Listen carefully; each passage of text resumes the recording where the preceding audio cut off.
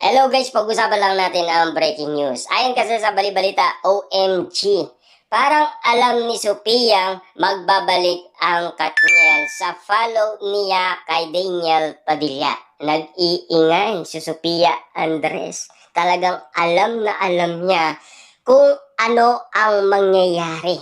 Na talagang nag-iingay ang ABS-CBN at si Direk Cathy, lalo-lalo na kasi si Mami Min Bernardo. Parang may idea si Sophia Andres sa pag-follow niya kay Daniel Padilla. Na alam niyo naman siguro kung ano ang dahilan noon ni Sophia Andres kung bakit in-unfollow niya itong si Daniel Padilla dahil sa pagiging cheater ni Daniel Padilla. Na ngayon, pakiramdam ng karamihan na parang may alam si Sophia Andres at parang meron siyang gustong sabihin at aminin sa pag-follow niya ulit kay Daniel Padilla. Ngayon pala, mag-iingay ang ABS-CBN at si Direk Cathy patungkol umano sa bagong movie ng Katniel.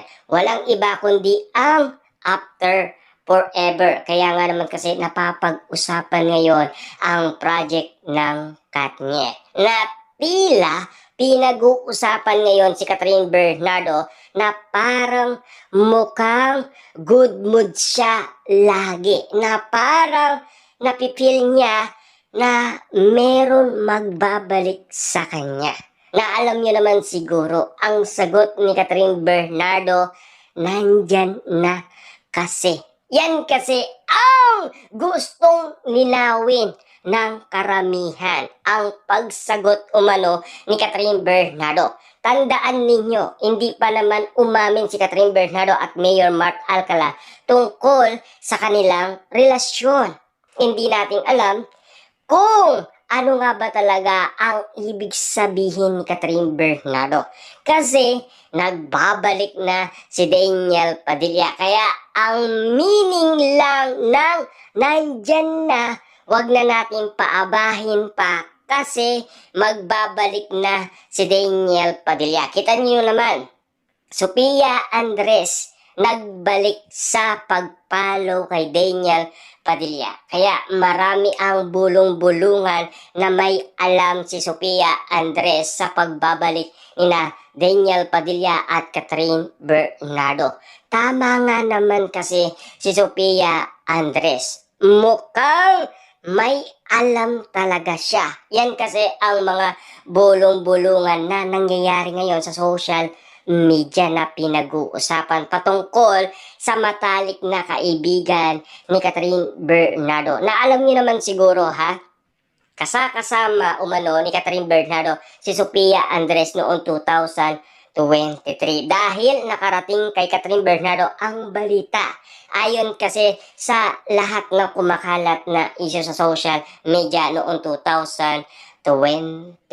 Na alam niyo naman siguro, kasama din ni Catherine Bernardo si Alora.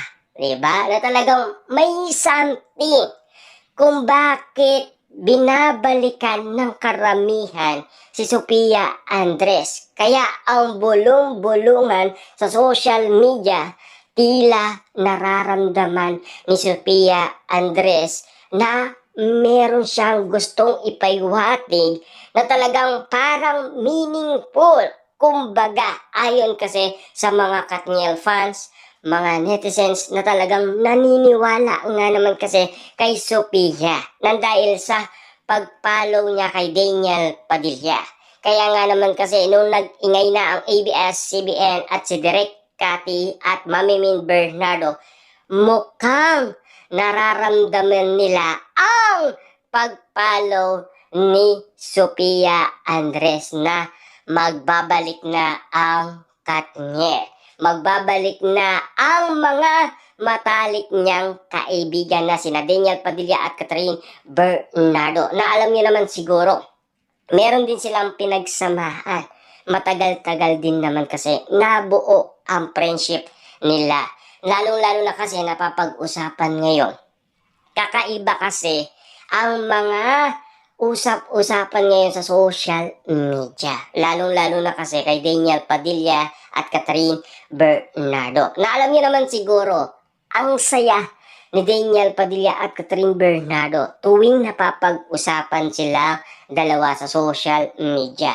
Sa ganitong sitwasyon, mas kinikilig nga naman kasi ang mga netizens at mga Katniel fans. Aminado naman tayo kasi dahil mas gusto ng karamihan ang pagbabalik ni Daniel Padilla at Catherine Bernardo. Para nga naman kasi malaman natin kung ano pa ba ang sikreto ng Katniel sa kanilang pagiging solo era. Kapag nag-combine sila, ay talagang magiging pasabog ang kanilang mga eksena na gagawin sa nasabing bagong movie na pinag-uusapan.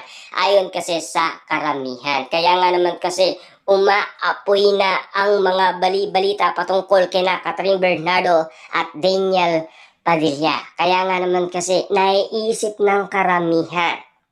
Si Sofia Andres yata ay parang gusto niyang sabihin na magbabalik na sina Daniel Padilla at Catherine Bernardo, kaso nga lang, nagparinig lang siya.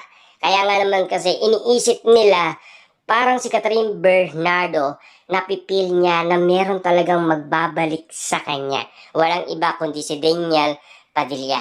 Diyan pa lang nararamdaman na natin na parang katotohanan na ang mangyayari ngayon. Tandaan ninyo, malapit na silang mag 5 years. Siyempre, nagkaiwalay sila 2023.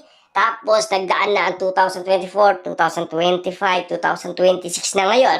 Malapit ng mag 2027. Kaya nga naman kasi, naririnig natin ang ganitong sitwasyon na pinag-uusapan kina Catherine Bernardo at Daniel Padilla. 5 years na kasi ang nararamdaman natin na pagbabalik ni Daniel Padilla at Catherine Bernardo. Parang tutularan ang cat din. Dahil mainit na pagtanggap ng karamihan kina Catherine Bernardo at Alden Richard. Kita niyo naman ha, 1.6 billion kaagad ang nasabing movie ng Kat din. Kaya nga naman kasi tila nararamdaman ng karamihan na parang tutularan ng Katniel ang Kat din na talagang umaapoy sa mga manonood ng nasabing movie. Kaya nga naman kasi tila naniniwala ngayon ang ABS-CBN na magagawa ina Catherine Bernardo at Daniel Padillang matalo ang movie ng Kat din. Walang iba kundi ang Hello, Love Again. Abangan!